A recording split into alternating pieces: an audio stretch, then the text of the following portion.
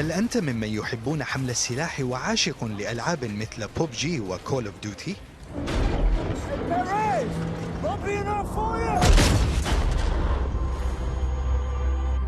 هل أنت مغرم بالديمقراطية؟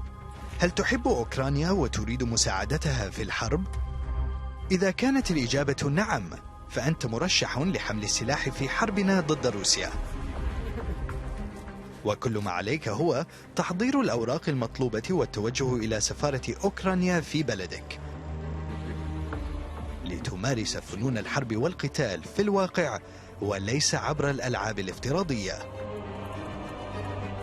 هذا الإعلان بهذه الصيغة من وحي الخيال، لكن محتواه الصادم حقيقي بنسبة 100%. فهل دخل العالم مرحلة جديدة من تجنيد المقاتلين؟ وهل يصبح لدينا جيش من المرتزقة عن طريق التطوع؟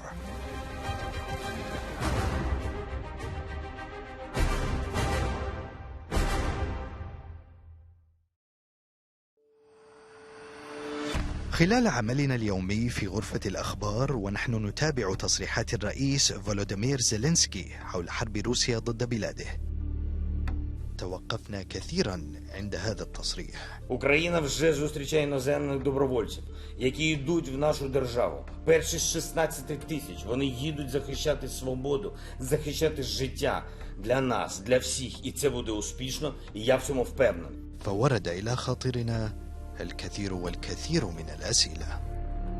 من أين أتى هذا العدد الذي تحدث عنه الرئيس الأوكراني رغم عدم إعلان أي دولة إرسال مقاتلين لدعم أوكرانيا؟ من هم المقاتلون وما دوافعهم؟ وكيف تم تجنيدهم وإرسالهم؟ وهل تتحول أوكرانيا لأرض خصبة للمرتزقة تحت غطاء التطوع من أجل الديمقراطية؟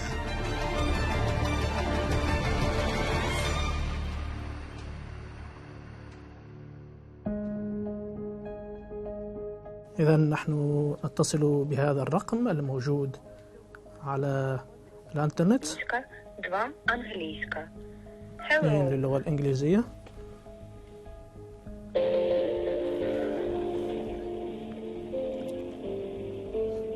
إذن Please wait for the connection with the operator. We will record all the data. Доброго дня, кол-центр Сил тероборони ЦСУ. Мене звати Галина, я вас слухаю. Як можу до вас звертатись? Hello. Hello. Well, I was browsing on internet, regarding the call by President Zelensky for foreign fighters to join the fight, and I found this phone number on internet. Okay, can you tell me your name? My name is Mohammed. Mohammed. Okay, Mohammed, where are you from? Well, I'm from Morocco, but I'm living in Dubai. You are from Morocco, but you're living in Dubai? Yes. Just a second. Unfortunately, I cannot give you the information because as far as I know, that in your country it is at the legislative level, it is forbidden to serve in the other countries' armed forces. You mean in Morocco? Morocco and also the United Arab Emirates. Yeah. You found a list of countries on your website, okay? Albania, Argentina, Armenia, etc. Are these the only countries who are allowed to fight, to join? Like all the others. Yeah, so all the others who are not in this list, they are not allowed, yeah? Yes, all the others which are not in this list. Regarding the legislation in these countries, right? Yes, regarding the legislation restrictive in your country. Do you have calls from Arab countries asking for to join like this? Unfortunately, I cannot give you that. You cannot give you that information. كانت هذه محاولتنا الأولى لجمع معلومات عن طريق مركز الاتصال الذي وجدنا أرقام الهواتف الخاصة به عبر موقعهم الإلكتروني. الموقع ذاته به قائمة بالدول المسموح لمواطنيها التطوع للحرب بصفوف أوكرانيا. العراق كان مقصدنا الأول لعملية التتبع. I have a friend who is from Iraq, and regarding the list you have on the website, Iraq is included. So I just wanted to ask, what should he do to join Ukraine in this fight? If you just can help me, please, with that. So I find here Iraq, Yeah. and you need to apply to the embassy Ukraine in Iraq, Okay. intention to join to the foreign legion. Okay. What should I give in my application? Just go to the embassy and say, hello, I want to fight? Actually, you should ask in embassy of Ukraine what documents or maybe equipment recommended.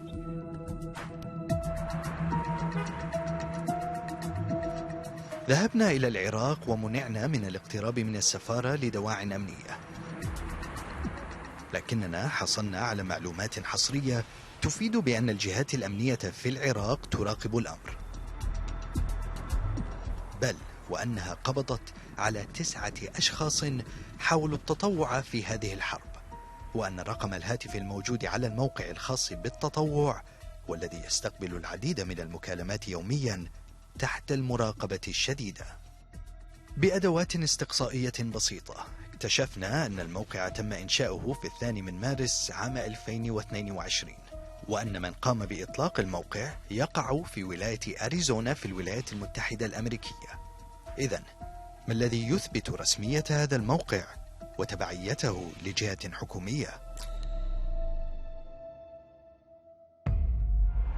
أجرينا محاولات عديدة للوصول إلى مقر السفارة الأوكرانية في بغداد، وتبين لنا أن القوات الأمنية قد فرضت طوق أمني حول السفارة، وأيضا العمل الدبلوماسي داخل السفارة توقف بشكل كامل. السفارة مغلقة تماما، والقوات الأمنية تحيط المنطقة من كل الجوانب، وأغلقت الشوارع المؤدية إلى السفارة. علمنا بعض المعلومات من الأماكن القريبة على السفارة أن كان هناك بعض المتطوعين الراغبين في التطوع إلى القتال في أوكرانيا قد أقدموا إلى التطوع قرب السفارة خلال الأيام الماضية، لكن أيضا كانت هناك مصادر أمنية أكدت للشرق أنها احتجزت بعض من هؤلاء وتم توقيعهم على تعهدات من أجل عدم العودة إلى السفارة للتقديم مرة أخرى. Are you an official organization? Because they will ask me when I go to the embassy if I talk to you. So you are an official organization, right? You are a government organization? We are contact center that coordinate Ukraine, actually. So my question was, Oksana, is are you as a call center, are you official, are you working with the government so everything is legal, is normal? Yes. You are an official in a governmental call center, right? Yes, we are official governmental call center. Okay, thank you so much. Thank you. المعلومة التي أكدها مركز الاتصال بتبعيتهم للحكومة الأوكرانية مدعومة بتأكيد الموقع نفسه أنهم تابعون لوزارة الخارجية الأوكرانية، لكن هذا ليس كافيا للتحقق من أمرهم. هذا المنشور الذي ظهر لمدة 1.5 ساعة عبر صفحة السفارة الأوكرانية في إسرائيل يوثق القصة أكثر. محت الصفحة هذا المنشور، لكن إسرائيل ضمن القائمة المسموح لمواطنيها بالتطوع في الحرب. حاولنا التحدث مع مسؤولي السفارة في تل أبيب. بعد أيام قليلة على بدء القتال في أوكرانيا، قامت السفارة بإنزال إعلان على صفحتها الخاصة الرسمية على الفيسبوك لمطالبة أو للطلب من الإسرائيليين للتجند لمقاتلة الروس في أوكرانيا.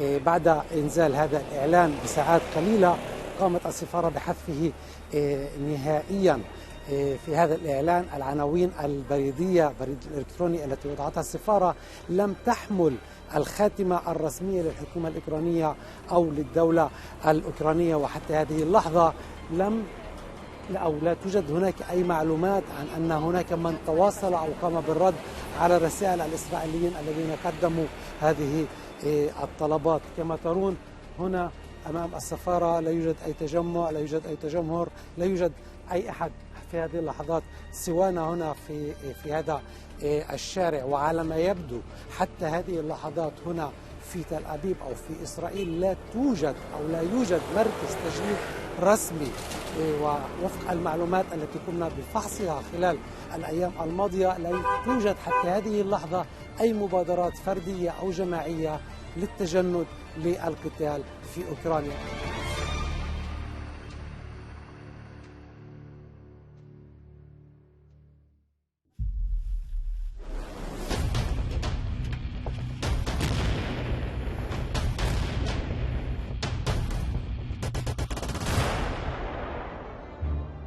بعد كل هذه المحاولات وتثبتنا من وجود شباب حاولوا التطوع، منهم من تم القبض عليهم في العراق، كان علينا أن نتحدث إلى خبير في الشؤون الأمنية لمعرفة مدى قانونية التطوع في حرب مثل هذه، وإرسال سفارة دولة في دول أخرى المقاتلين إلى أرض المعركة.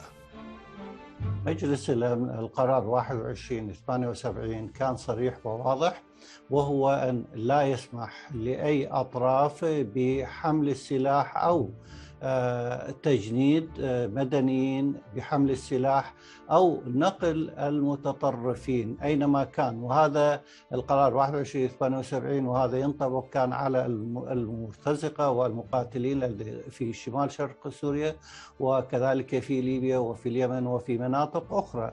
فإذا دوليا أنه لا توجد قوانين تسمح بذلك. هنالك مفهوم ما يسمى المقاومة، وهذا تفسير وهذا توضيح ربما يثير الكثير من الجدل والتكهنات، ولا يوجد حتى تعريف إلى ما يسمى بين مزدوجين المقاومة من قبل الأمم المتحدة، ولا حتى هنالك تعريف ثابت إلى الإرهاب. فما بالك أنه يكون ساحة مفتوحة أوكرانيا للحصول على السلاح، للحصول على التدريب، وفي نفس الوقت ممكن أن يكون الموضوع ايديولوجي لهذه الجماعات العرقية وحتى ممكن الإسلاموية للقتال إلى جانب أوكرانيا أو ربما إلى جانب روسيا. الخطر هو خطر كبير جدا. ما حذر منه الخبير الأمني يحدث على أرض الواقع، فبعد بحث أجريناه خلال مدة زمنية قصيرة تمكنا من الوصول إلى بعض الأشخاص الذين يرغبون بالتطوع في صفوف الجيش الأوكراني، ومنهم من وصل بالفعل إلى ساحة المعركة. الدوافع اختلفت، لكن جملة موحدة نطق بها المتطوعون الذين تواصلنا معهم: الواجب الإنساني والدفاع عن الحرية. لكن يبدو أن الواجب الإنساني أنسى مدى صعوبة الواجب العسكري. فهنا أحد الشباب الذي يريد التطوع برفقة أخيه، وليحقق هذا الأمر فتح حملة تبرعات لا لأوكرانيا بل له ولأخيه ليشتري عدة الحرب. حالة أخرى لشخص أوكراني روسي اختار أن ينضم إلى صفوف أوكرانيا رغم افتقاره للخبرة العسكرية، دافعه كان خطاب زيلينسكي. حالة أخرى من الولايات المتحدة لشخص عمل على تأسيس مجموعة كاملة من المحاربين السابقين وهم يترددون على أوكرانيا كل بضعة أيام. وهنا متطوع آخر بريطاني الجنسية يستفسر عن إمكانية حصوله على الجنسية الأوكرانية في حال تطوعه للقتال، ويبدو أن البعض يرتب لضمان هذا الأمر. الحالة الأخيرة قد تحقق مبتغاها، إذ وعد نائب وزير الداخلية الأوكراني في تصريحات رسمية المقاتلين الأجانب بالحصول على الجنسية الأوكرانية. وعدهم الأوكرانيون، لكن الروس توعدوهم، إذ قال بوتين إن من يقع في الأسر من المقاتلين الأجانب فيسقط عنه حق الأسرى وستتم محاكمته بتهم جرائم حرب.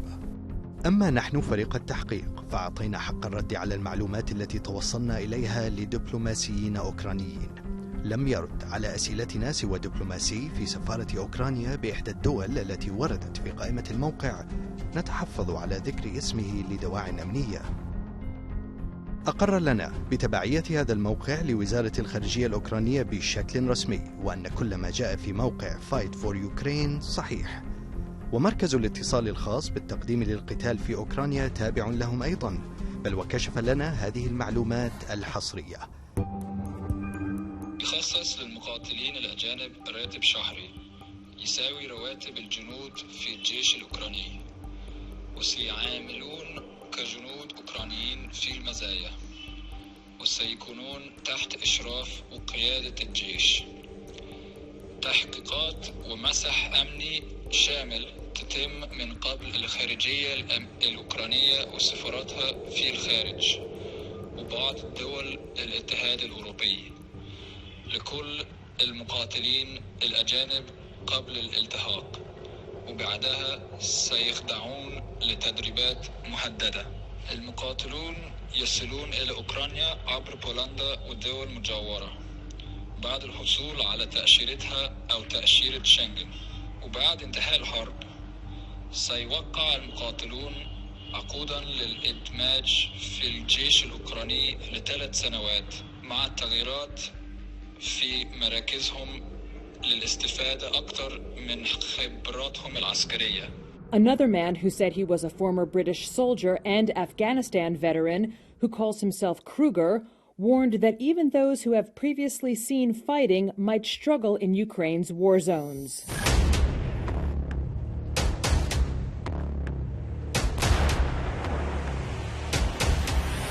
Бог на нашому боці, все буде Україна.